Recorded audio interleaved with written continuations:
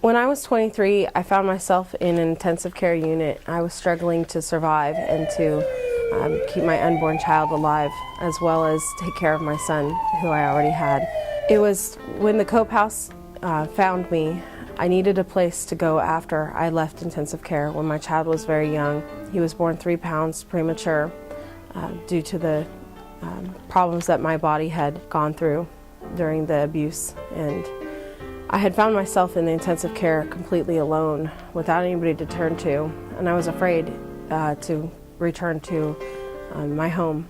When I had only a diaper bag with me that had some of my kids' stuff from intensive care, and I realized then that I had nothing to offer my children, and that if I just stepped out there into the world right then, I wouldn't even feel secure enough that I could protect my children, because I had felt that I couldn't even protect myself.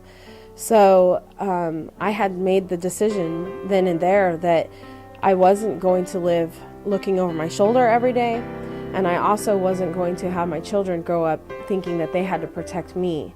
So I made the decision that I was going to take the steps to better my life so that I could better their lives. And I'm grateful and lucky that I had my children, but I also feel like if you're not a single mom and you're just on your own, then you have even more opportunity to look at what you want out of your life and decide then that you're not going to end up back in this cycle of violence. You're not going to come back to that situation.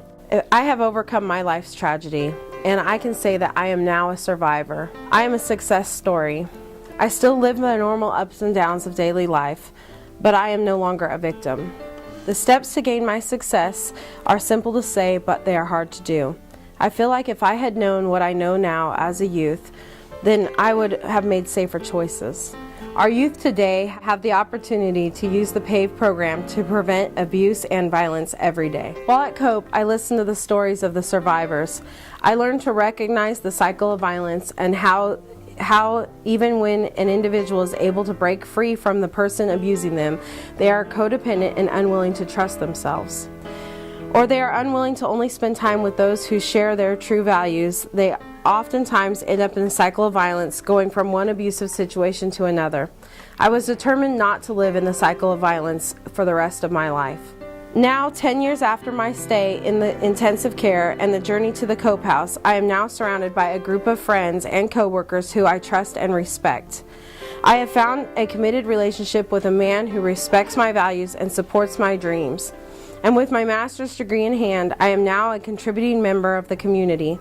While raising my son who has a developmental disability, I have become an advocate for bringing a better quality of life to those who are less fortunate.